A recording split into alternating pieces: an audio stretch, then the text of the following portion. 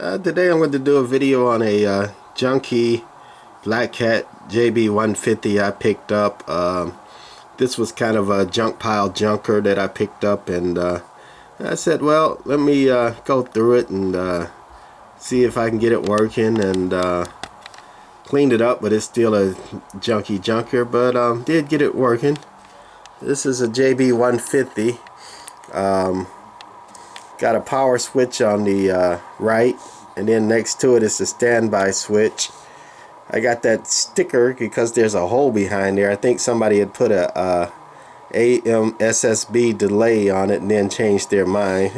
Red power light, and then a meter. Meter has set to line, and these are made to be modulators, low dead key.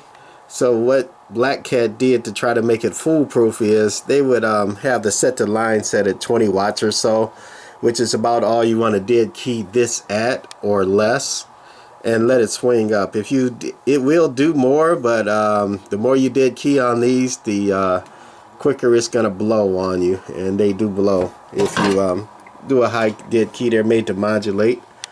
This is an older one with two tubes. The small tube is a 6AQ5 keyer tube, and what I mean by keyer tube is all it does is key up the relay of the amplifier. It does nothing else. Has nothing to do with power. That little 6AQ5 there keys up the relay only.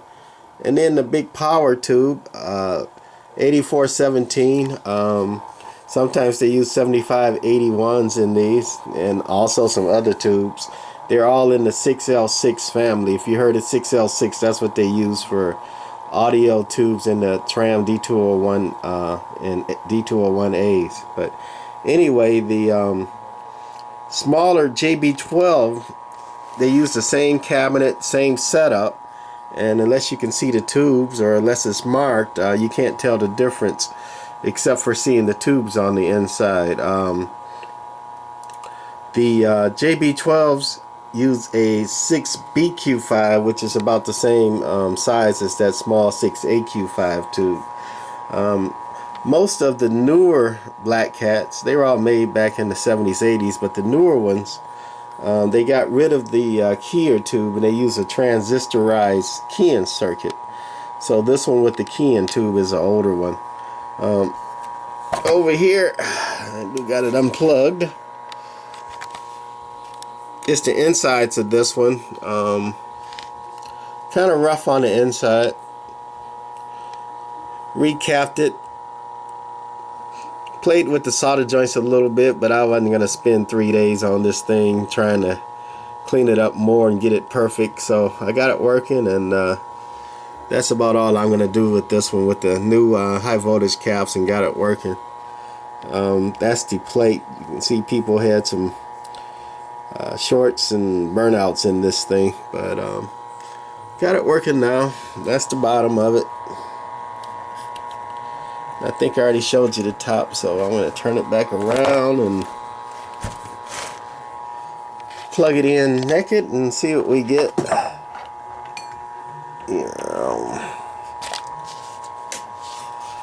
Okay, that's warming up on standby with the switch on the left down, and so we should be getting the radio through.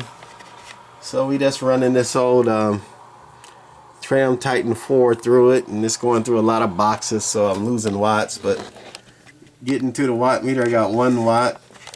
That's coming from the Tram Titan 4 again. Swing to about 6 on average. So it ought to be warmed up. Let's go to 200 watt scale. And on this, there's nothing to tune or load or anything like that. It's all fixed. Blackcat again tried to make it foolproof. The only tuner, I guess I can grab the top of that with this on, is that tuner in the back right there, which adjusts the input or the drive, and that's what regulates how many watts it's going to dead key or swing to. Again, you don't want to dead key high on these little Blackcats. Other than that, there are no adjustments on these things. So anyway, keying her up. Remember, 1 watt going in. We're on the 200 watt scale now, so It's taking about 7 watts. Audio. Only going about 30 from 7. And let's put it on peak here. Audio. Audio. Audio. About 70 watts peak, so audio. I'm happy with that out of this junky junker.